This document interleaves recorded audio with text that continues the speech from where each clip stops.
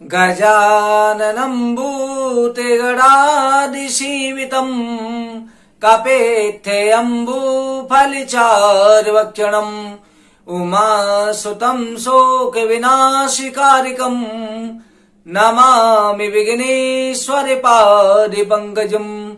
गुरुर्ब्रह्मा गुरुर्विष्णुः गुरुर्देवो महेश्वरः गुरुर्साक्षात् परं ब्रह्म तस्मै श्री गुरवे नमः। नारायणं नमस्कृत्यं नरं चैव नरोत्तमं देवीं सरस्वतीं व्यासं ततो जयमुदीरयेत्। सविद्वारने को छोड़ के आयो तेरे द्वार, श्री वृषभान की लाडली जरा मेरी ओर निहार। प्रभु मोए न विसारियो चाहे लाख लोग मिल जाए, हमसे तुम्हें को बहुत है तुमसे हमें को नाय।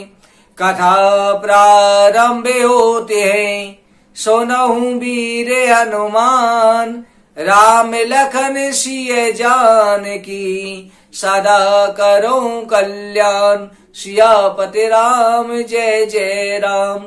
सर्वप्रथम भगवान श्री राधा कृष्ण के चरण कमलों में प्रणाम करके श्री व्यासी महाराज, सरस्वती देवी एवं सदगुरुदेव के चरणों का ध्यान करते हुए अपने माता पिता सभी पूजनों का आशीर्वाद लेते हुए भगवान श्री बांके बिहारी मुरली मनोहर लाल से प्रार्थना करते हैं कि हे गोविंद, हमको सद्बुद्धि देना, धर्म का रास्ता दिखाना, अपनी भक्ति और कृपा दृष्टि सदा बनाए रखना। बोले वृंदावन बिहारी लाल की जय, कार्तिक महात्म की जय। भक्तजनों, कार्तिक महात्म की कथा श्रवण करने से बड़े से बड़े पाप जलकर के भस्म हो जाते हैं। हमारा ये मनुष्य जीवन तभी सार्थक होता है जब भगवान की कथा श्रवण करने का मन में उत्साह होता है।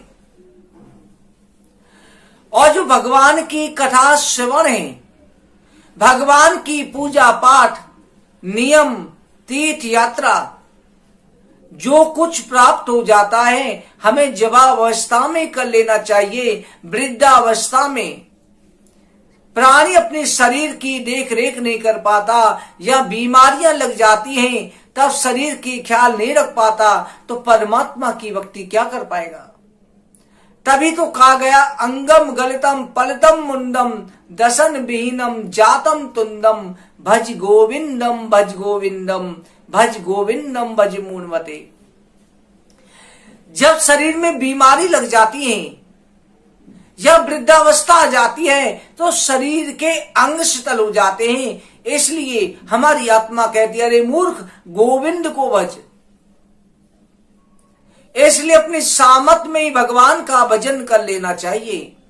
परंतु कार्तिक मातम कथा श्रवण करना ऐसा होता है, शरीर अस्वस्थ है, चाहे आप स्नान करने में समर्थ नहीं है, तब भी आप बिस्तर पर बैठे हुए भगवान की कथा श्रवण कर सकते हैं, भगवान की कथा सुन सकते हैं। भगवान को प्रणाम करो, मां शुरू से कथा श्रवण करो।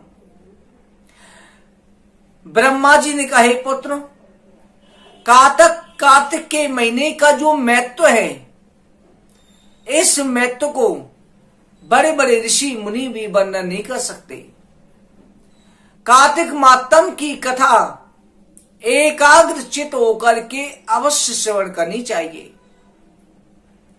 भगवान के प्रति हम भगवान की आरती करते हैं, पूजा पाठ करते हैं, उस समय पर परमात्मा की आरती में गाते हैं, तन मन धन सब कुछ है तेरा, स्वामी सब कुछ है तेरा, तेरा तुझको अर्पण क्या लागत है मेरा। तन मन धन अर्पण कर देते हैं, परंतु तन और धन अर्पण नहीं हो पाता, क्योंकि तन की जरूरत परिवार वालों को भी है, आपसे कहा जाए कि आपको आज पूरा दिन मंदिर में सेवा करनी है, सत्संग में लगाना है, तो कहेंगे आज हमें नौकरी पे जाना है, काम पर जाना है, इसलिए तन भी नहीं दे पाते हैं। धन की कहेंगे तो धन का परिवार वालों को जरूरत है, धन में यथाशक्ति दान भी करो और धन के द्वारा जितनी सामर्थ है दान करो, परंतु मन एक ऐसा है जिसमें आपको ना तन देना पड़ता ना धन देना पड़ता। आप मन से जो है भगवान की कथा का जो परमात्मा का मन से ध्यान कर सकते हैं, परमात्मा का मन से भजन करो। इसलिए भगवान की कथा श्रवण अवश्य करो। आज की कथा में श्री सूत जी महाराज 88,000 ऋषियों से वर्णन कर रहे हैं कि ऋषिवरों, भगवान की कथा में नारद जी ने ब्रह्मा जी से पूछा कि भगवान आपने सालग्राम शिला का वर्णन किया, कृपा करके सालग्राम शिला यत्र यत्र दारावती शिला आजन्म कृत पुण्या नाम प्राचितम तो गच्छति। सालग्राम शिला के स्मरण मात्र से बड़े पाप नष्ट हो जाते हैं। ब्रह्मा जी कहते हैं पुत्र, सालग्राम शिला के तभी तो कहा गया है सालग्राम शिला का चन्नामृत पान करने से अकाल मृत्यु अन्नम सर्व व्याध विनाशनम विष्णु चन्नो दक पित्वा पुनर्जन्म न विद्यते। जो सालग्राम शिला का पूजन करते हैं, सालग्राम शिला के आसपास का जो क्षेत्र होता है 40 कोस तक की पृथ्वी मां क्षेत्र मानी जाती है। गंडकी नदी के आसपास का 40 कोस तक का क्षेत्र महा पवित्र माना जाता है। गंडकी नदी से सालग्राम शिला निकलती हैं।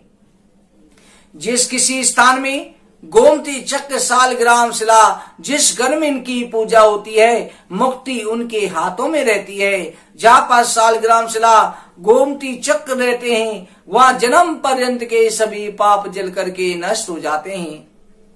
सालग्राम की मूर्ति के प्रसाद को लेने के द्वारा रोज चन्नामृत पीते हैं, मृत्यु का भय नहीं रहता। ब्रह्म हत्या जैसे पाप भी जल करके नष्ट हो जाते हैं। शंख में जल भर के भगवान के ऊपर चढ़ाया जाता है, उस जल को अगर मनुष्यों के ऊपर छिड़काव करे तो ब्रह्म हत्यादि का भी नाश हो जाता है। जो गोमती चक्र को स्नान करा करके, सालग्राम शिला को स्नान करा करके जल को पीता है, अंगों में छिड़कता है, उसके ब्रह्म हत्या सभी पाप नष्ट हो जाते हैं।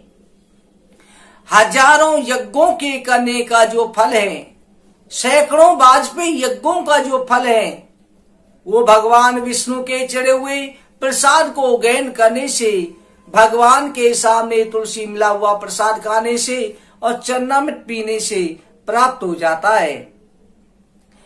इसलिए जो है सालग्राम शिला के पूजन से हजारों अश्वमेध यज्ञों का फल प्राप्त होता है।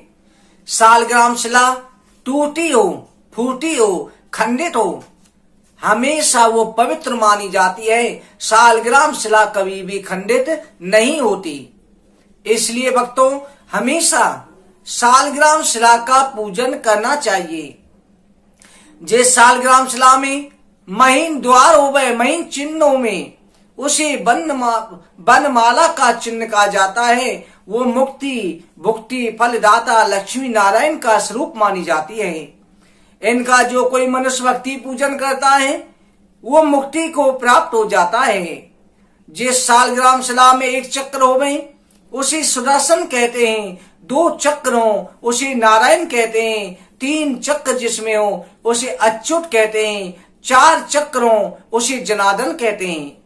जिसमें 5 चक्रों के चिन्ह हो उन्हें वासुदेव का स्वरूप माना जाता है।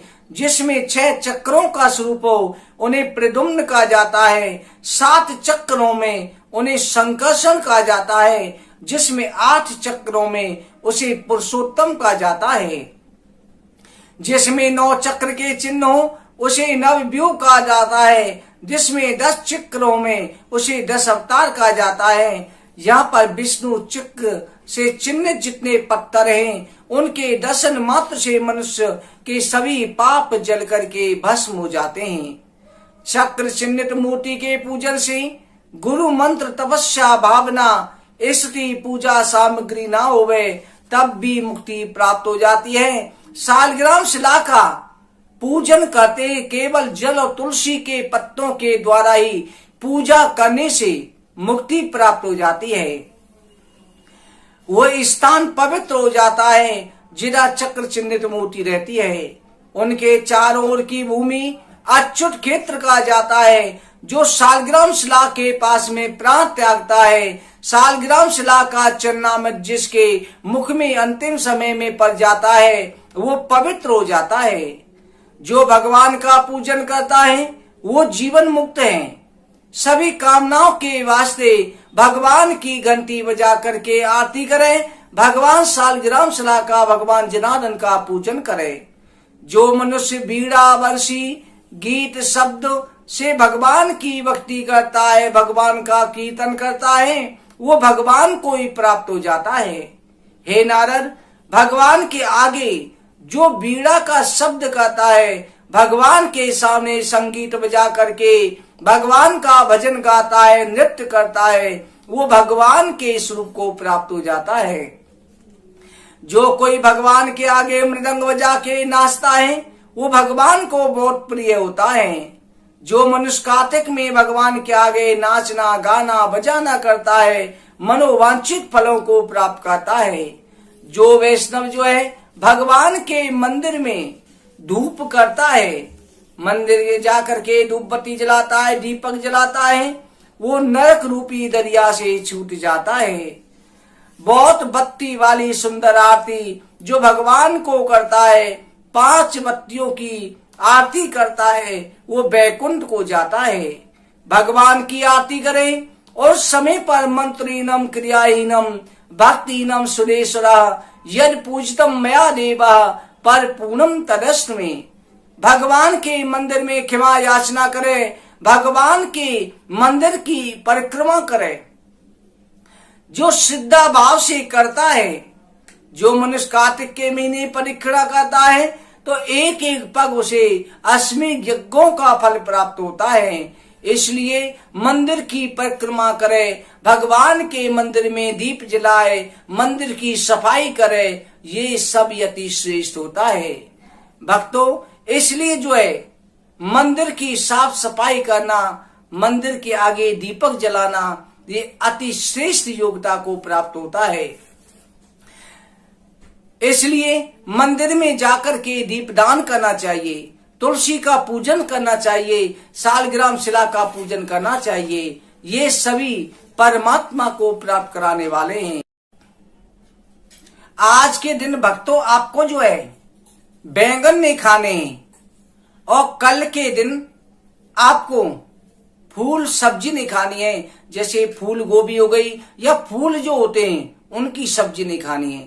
कथा सदा होती रहे सुनहु वीर हनुमान, राम लखन सिय जानकी सदा करो कल्याण। सियापति राम जय जय राम, मेरे प्रभु राम जय जय राम, करो कल्याण सीताराम। बोलो कार्तिक मातम की जय, वृंदावन बिहारी लाल की जय। जय जय श्री राधे, जय जय श्री राधे, जय जय श्री राधे श्याम।